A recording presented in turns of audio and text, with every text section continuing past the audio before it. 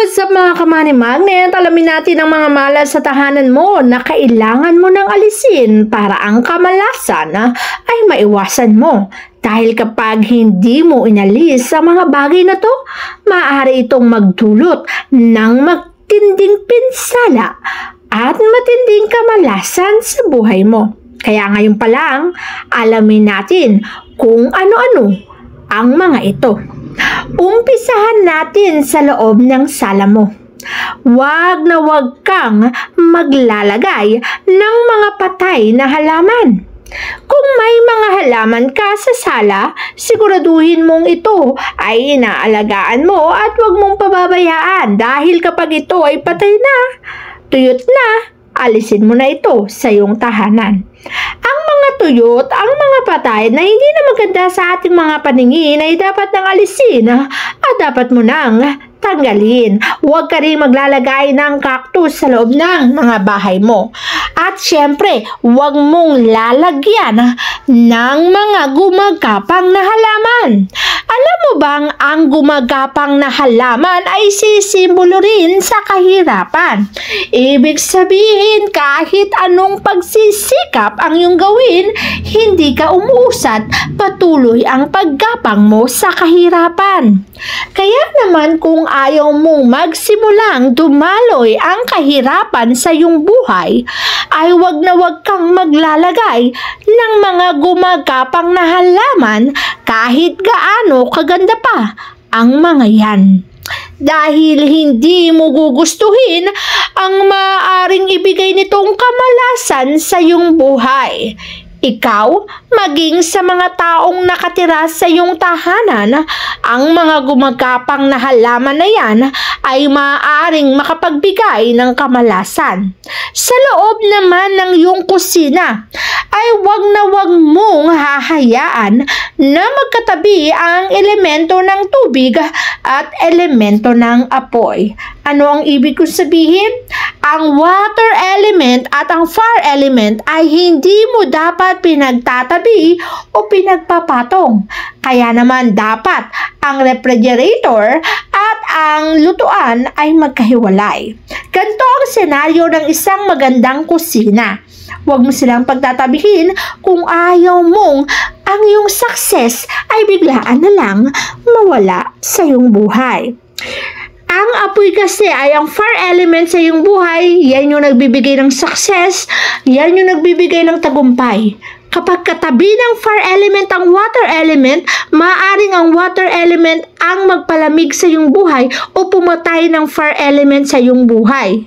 Kaya magandang iwasan mo na ang bagay na yan. Sa loob ng kwarto. Sa loob naman ng iyong kwarto, wag na wag mong hahayaan na maraming nakalagay sa ibabaw ng higaan mo. Kahit ilaw man yan, cabinet man yan, wag na wag mong hahayaan na mayroong nakalagay sa ibabaw ng kama mo. Bakit? Kasi ang mga chandelier sa ibabaw ng kama, habang ikaw ay natutulog at nasa ibabaw mo yun, ay magiging bigat na para bagang lagi kang may daladalang bigat sa buhay mo. Lalo na kung cabinet yan. O kaya naman yung double deck na kama, hindi rin maganda. Mas mainam na open space yung nasa harapan mo para walang bigat na maaring magpadaloy ng bigat sa buhay mo. Dahil hindi maganda ang ganitong senaryo. Magkakaroon ka ng isang matinding problema na kakaharapin na magbibigay sa iyo ng pagkaubos ng pera. Sa sala naman, huwag mong hahayaan na ang loob ng sala mo ay merong mga masisikip na bagay o kaya naman masyado kang hindi makakilos. Kailangan open space ang sala, open space. Mas mainam nga na hindi masyadong siksikan. Mas mainam na ang mga elemento ng energy ay nakakaikot sa loob ng tahanan. Kapag kasi ang element of positive energy ay nakakadaloy at nakakaikot ng malaya sa loob ng tahanan mo, nakakaikot din at nagpo-flow ang positive energy kung saan ang positive energy na yan ay nagbibigay sa iyo ng magandang buhay. Aanhin mo ang isang bahay na siksik sa gamit kung ang positibong enerhiya naman ay nabablock o nahaharangan. Alam mo bang kapag na-block o naharangan, mabablock din ang swerte. Siyempre, kahit gaano kalaki ang loob ng iyong tahanan, kapag merong mga negative feelings between you at sa mga kasama mo sa bahay ay hindi rin maganda. Ang pag-aaway o pagtatalo ng mga tao sa loob ng bahay ay nakakapagdulot ng negatibong enerhiya. At kapag ang negatibong enerhiya na yan ay nagpaulit-ulit sa loob ng tahanan mo, naipunan ka ng dami ng negatibong enerhiya, magkukosto ng maraming problema.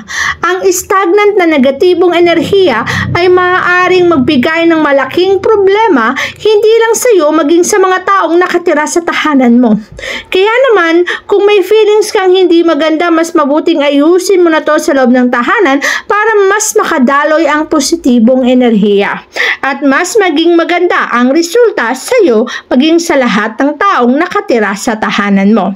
Pagdating naman sa loob ng iyong kwarto, huwag mong hahayaan na maraming mga libro, maraming laptop o ginagawa mo ng opisina ang loob ng kwarto mo.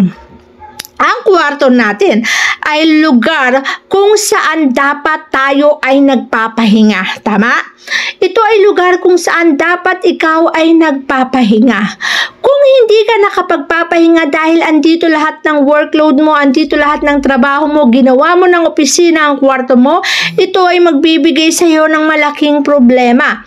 At ayaw nating magkaroon ng malaking problema ang buhay mo. Kaya mas mainam na iwasan mo ang bagay na to para makaiwas ka rin sa daloy ng enerhiya na maaaring ibigay nito sa iyong buhay. At kapag binigyan ka nito ng matinding problema, ikaw rin naman ang mamumblema. Kaya mas mabuting ang bagay na to ay iwasan mo na para sa ganon makaiwas ka sa kamalasan. Huwag ka rin maglalagay sa loob ng kwarto mo ng painting ng mga kabundukan at painting ng mga malulungkot o mga sakuna. Ang mga bagay na yan na malungkot, na mga sakuna na lagi mo nakikita bago ka matulog ay nagmamanifest sa iyong buhay. At kapag ito ay nagmanifest sa iyong buhay, ito ay maaaring makapagbigay ng matinding kamalasan. At huwag mo ring hahayaan na ang salamin ay direktang nakatapat sa iyong higaan. Ang bagay na to ay hindi mo dapat hinahayaan dahil dumudoble ang mga taong nakahiga sa kama na yan na magsisimula ng pangangalunya, dobleng kapareha at magsisimula ng isang malaking problema. Kaya naman ang bagay na to ay dapat mong iniiwasan para makaiwas ka rin sa dulot nitong kamalasan sa iyong buhay. Nang sa ganon, ang kamalasan ay iyon ang maiwasan.